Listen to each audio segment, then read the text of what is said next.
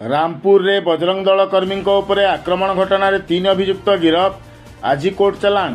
सूचना अनुसार गतकाली संध्यार सुवर्णपुर जिला रामपुर थाना अंचल तीन जन व्यक्ति एक बोलेरो पिकअप जोगे 3 गोटी गाई किणी आणुवा समय बजरंग दल कर्मी नजर को आसीथिला। बजरंग दल कर्मी माने गोरु चलाण हेउथुवा रामपुर थाना अभियोग करथिले। उक्त अभियोग को आधार करी रामपुर पुलिस घटनार तदंत करिथिबा बेले 3 जन व्यक्ति अस्वाभाविक भावे एक बोलेरो पिकअप जोगे 3 गोटी गाई आणुथिले। तेणु एही अस्वाभाविकता कारणरू थाना रे पीआर नंबर 21/25 रे एक मामला रुजु होईछि। पुलिस रो कहिबा अनुसार पथरखंडी ग्रामरू 2 गोटी एवं कपासीरा ग्रामरू गोटिए गाई किणा जाईछि।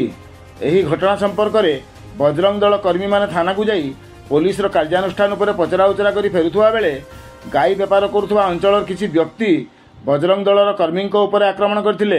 फल बजरंग दलर किछि कर्मी आहत होइथिले। घटना पर पुलिस बजरंग दल कर्मी को स्थानीय डाक्तरखाना रे चिकित्सा कराइबा सह 3 जन अभियुक्त को गिरफ करथिला। एने गतकाली राति 11:03 समय रामपुर थाना केस नंबर 72/25 बीएनएस धारा 191(2), 191(3), 115(2), 109(1), 351(3) एवं 190 रे एक मामला रुजु करथिया बेले आज अपराह्न प्राय 4:30 समय अभियुक्त माननकु कोर्ट चलाण करथिबा थाना अधिकारी पद्मासिनी मेहर सूचना दैछंती।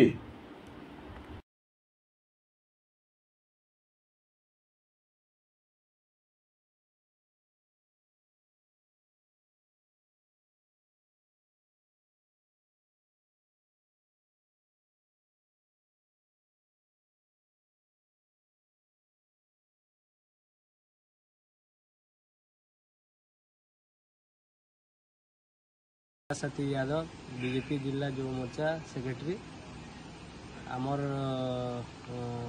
रामपुर रो किछि जगह रे गोचालन होतबार सूचना पेगरी आमर बजरंग दल कार्यकर्ता माने आसिकरी गोमाता मानकु उद्धार करथिले। गोटे गाड़ी रे सेमानकु चालन कला टाइम रे उद्धार करथिले आ आमर रामपुर थाना के हस्तांतर करथिले। से विषय रे आमर जेन बजरंग दल सभापति अछन सुवम भाई और तांकर कार्यकर्ता माने आज संध्या समय थाना के आसीथिले आलोचना करवाले थाना अधिकारी सहित।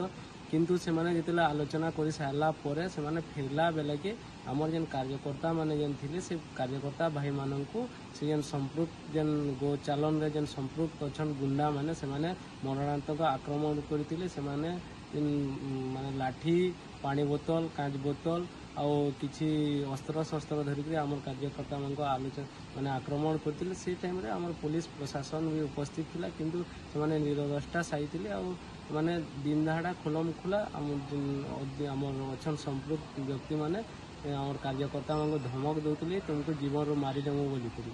तो आमे जिला प्रशासन एसपी महोदय को आमे अनुरोध करूछु जे जेन माने भी ई गाई ऊपर माने संपृक्त अछन से मानकु तुरंत गिरफ्त करायो। देखो ना विगत दिन में भी आम विभिन्न होता घटनाटा होता किछि दिन तले होता रामपुर गोचालनटा होता आम सम्बलपुर पुलिस भी जड़े व्यक्ति को इनकाउंटर करता। से व्यक्ति आजिका बेल रे पेकरी खुलम खुला बुलूचन और आजिका से व्यक्तिर संपृक्त भी इथि अच्छे बोलिक आमको सूचना मिली।